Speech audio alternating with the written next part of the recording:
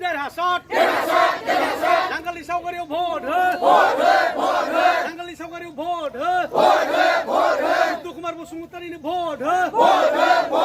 उत्तम कुमार बसुमतारीनो भट हो हाग्रामा महिलारि देरहासार हाग्रामा महिलारि जै जाथों हाग्रामा महिलारि जै जाथों दासिमाव बिपिएफआवहाय जेला जों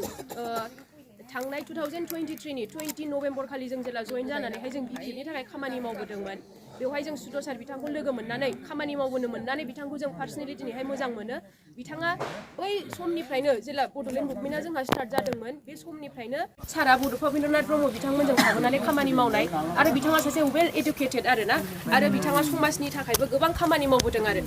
बे हिसाबै बिथाङा सासे दा जोङो जैगथा आरो देरहाथाव बिथाङा आरो देरहायोब्ला बिथाङा निस्सय रायजो राजाफोरनि थाखाय मोजां खामानि मावगोन जों बेखौहाय दिनैहाय नुदों आरो बेनिखायनो जोंबो सारखौ दिनैहाय हाजासे जोंनिफ्राय मदद होनो जेनेब्ला जा हायो बेखौ मदद होनानै जोंबो सिगांबोदों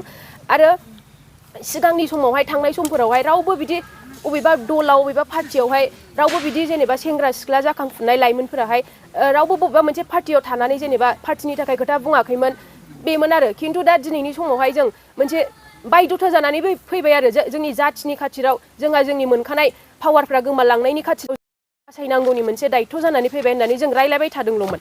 खिन्थु बेनि गेजेरावनो जोंनो दिनैहाय जों बिपिएफ पार्टिया जोंनो खामानि मावनो थाखाय जोंनो खाबु होबाय हाग्रामा महिलारि सारा दिनैहाय जोंखौ अनदों जोंनो मावनो थाखाय प्लेटफर्म होदों बे हिसाबै जों दिनैहाय बिपिएफनि थाखाय जों जा हायो जों नंगौ खोथा थार सैथो खोथाखौ जों रायजो राजाफोरनि सिगाङाव जों बुंथिनानै होगासिनो साननो नाङा जे नोंथांमोना जों सोरनिबा गोदै गोदै रावाव सोरजोंबा फुस्लाय जानानैसो जों बिपिएफ पार्टियाव फैनानै जों बेफोरबायदि बुंदों बेखौ साननो नाङा जोङो दिनै एसेब्लाबो लेखा रोंनानै जोङो जेनेबा थार आरो सैथोखौ जोंहा नायबिजिरनो हानाय जानानै जोङो दिनैहाय सैथोआ बबे बेखौ जों साननायनि गेजेरजोंसो जों गावबागाव खुद गोसो जानानैसो जोङो बिपिएफ बायदि पार्टियाहाय जाथिखौ अनो जाथिनि मोजांखौ सानो हिसाबैहाय जोङो बे बिपिएफ पार्टिखौल' जों जाथिनि थाखाय मोजां सानग्रा आरो हाग्रामा महिलारि सार बिथाङाल' सासे जाथिनि थाखाय मोजां थार सानग्रा व्यक्ति होननानै जों मोननानै दिनैहाय जों बिपिएफ पार्टिखौनो जोङो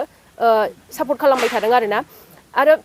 सिगांनि समावहाय जेला जोंहा बिटिसिआ एकर्ड जायाखैमोन बे समाव जोंनि बे बर' रायजो राजाफोरनि थासारिया गोबां गाज्रिखामोन बेखौथ' जोंहा बयबो मिन्थिखायो आरो बेवहाय जोंनि बर' जोहोलावजोफोरा गोबां जोंहा गावसिनि जिउखौहाय दान होलांदोंमोन गावसिनि जिउखौ अबदान होलांदों हाग्रा बंग्रा थाबायबायनानै सोरबा पुलिसनि लावथिजों बुजानांदों सोरबा पुलिसनि गुलिनि शिकार जानांदों गोबां आइजोफोरा रेप जानांदों होनब्ला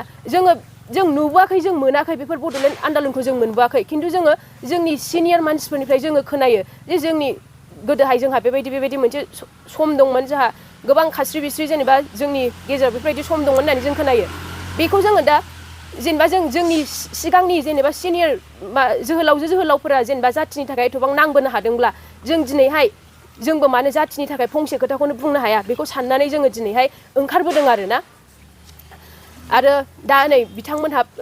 जेला बे प्रमद बर' साराहाय बिसिनि सरकारा बुंबाय थादोंमोन ना सिगांनि थांनाय समफोराव बिराद गोबां गोदै खोथाफोर बुंदोंमोन गासैबो इनडिप बे आदामोनखौहाय जेनेबा बिसिनि केसखौ उइथड्र खालामनायनि खोथा बुंदोंमोन बिथांमोना दिनैसिमबो दासिमबो जेलाव जोबजानानै दं रन्जन दैमारि सार बिथाङाबो दासिमबो जेलावनो दं बिथांखौबो दाबो बख'नायनि जेबो खोथाखौनो बुङा बिथांमोना होनो जे बिटिआरआव सान्थि फैबाय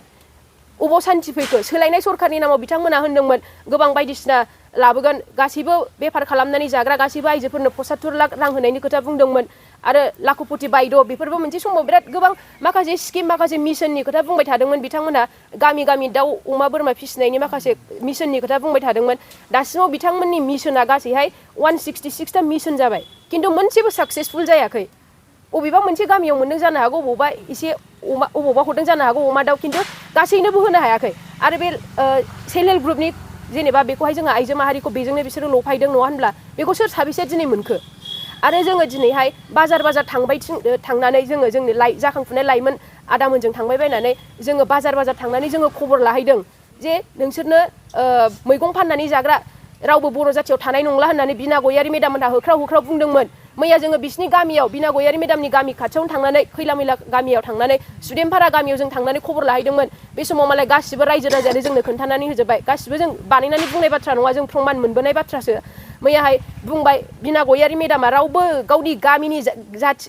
एरियानि मानसिफ्रानो बिथांखौ मोजां मोनानो आरो बुंबावदों मा बिथाङा क्लास 9ल' पासनो मारै मेट्रिकखौ पास जाखो गावसोर खोन्थालायदों आरो मैया बारखोनानै डाइरेक्ट मारै पास जानानै मेट्रिक पास जादों बेखौबो बुंदों आरो मालाबाबो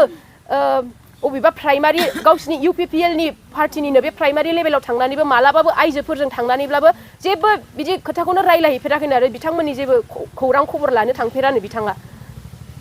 बिथांमोना होनदोंमोन आरो सोरबा रावबो बर' बिमायाहाय जौ संनानै फाननानै जानो गोनां जानाय नंला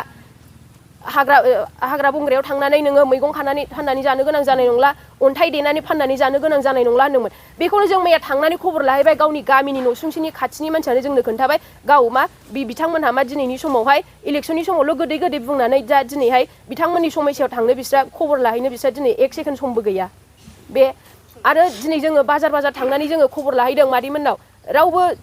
दखानदार बिथांमोननो जाय बेफार खालामनानै जायो आबैमोन आयंमोननोहाय 2 लाख रां अनसुंथाइ होनायनि खोथा बुंदोंमोन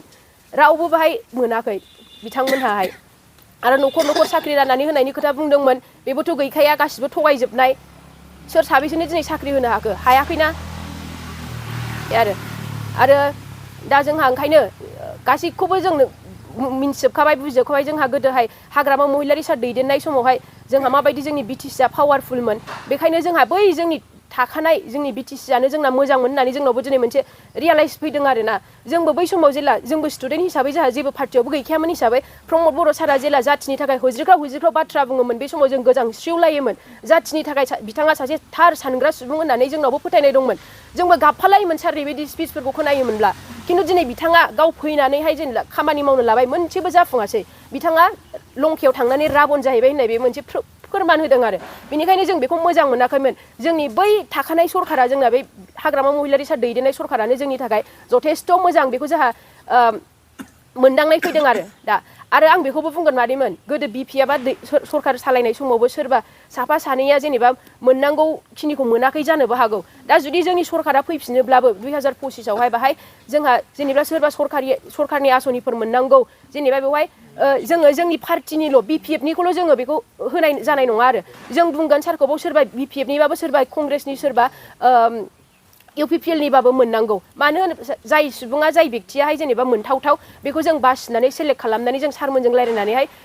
हरगोन आरो मानो होनबा सासे गोरिब सुबुंनि सायावहाय जेनेबा पार्टिखौ दलखौ लानानै अयनाय खालामनायखौ जों लुबैया आरो दानि जाखांफुनाय लाइमोन सेंग्रा सिख्लाफ्रा जों बेखौ लुगैया जों बेखौ खालामगोन होननानै जों दा सानदों मैयासो बे सुदेमपारा गामियावनो सासे आबै बुरिमोन बियो खोन्थादों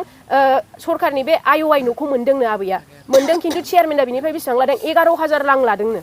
होनब्ला जों बिराद दुखु मोनदों आरोना सासे गैजायै सासे जेनेबा आबै बियो जेनेबा सरकारनि जेनेबा न' मोनबाय बिनिफ्रायबो मानो जेनेबा 11,000 गाहाम बायदि बिसोर लाखो बेनो बिथांमोननि जाख्ल'नाय गैयै सरकारा बिथांमोना होनदोंमोन थाइसेबो रां लाया जाख्ल'नाय सरकार नङा रायजो राजानि मोजांनि थाखाय खामानि मावगोन होनना बुंबाय थादोंमोन बेनो होनब्ला दिनै प्रमद बर'नि दैदेननाय सरकारा सासे गैजायै आबैनिफ्राय जेनेबा मानो 11,000 लाखो बिसोरो बे आरो बेखायनो दिनै जेबो साननांगौनि बाथ्रा गैया जोंहा 2025 आव जोंनि BPF सरकारानो फैफिनगोन बेयो रोखा जाखाबाय बेखायनो नोंथांमोनहाबो जेबो बेले बेजे साना लाबायनो दा जों जाखांफुनाय लाइमोनफोरा ओंखारनायखौ नोंथांमोनहाबो बोर सारस्रि आरो जोंनि जाथिनि हारिनि थाखाय जोंखौ मावलांनायाव नोंसोरबो थुलुंगा हो आरो जेब्लायबो जोंखौ बोर सारस्रि आरो नोंथांमोननि गामियावबो जुदि सोरबाफोर जों बायदि जेनेबा गोसो गुदुं हारिनि थाखाय जाथिनि थाखाय खामानि मावनो गोसो दंब्ला जोंनो खोन्थानानै हो जोंजोंनो जों लाफानानै खामानि मावगोन आरो साराबो जोंना ओरैबायदि मोनसे जोंखौ अनखायो मोनसे ओरैबायदि सुबिदा होयो बेबायदि दस्रा लिडारा होनाय नङा आरो बेनिखायनो दा नोंथांमोनखौ आं बेखौल' लास्टआव आरो बेखौनो खावलायबावगोन दा जोंनि बे जानो गोनां उफ्रा बिसायख'थि बेवहाय सुद्ध कुमार बसुमतारी सारखौनो नोंथांमोनहा नोंसिनि बेसेन गोसा भटखौ होनानैहाय देरहा होबानो जाबाय आरो गोजोन्थों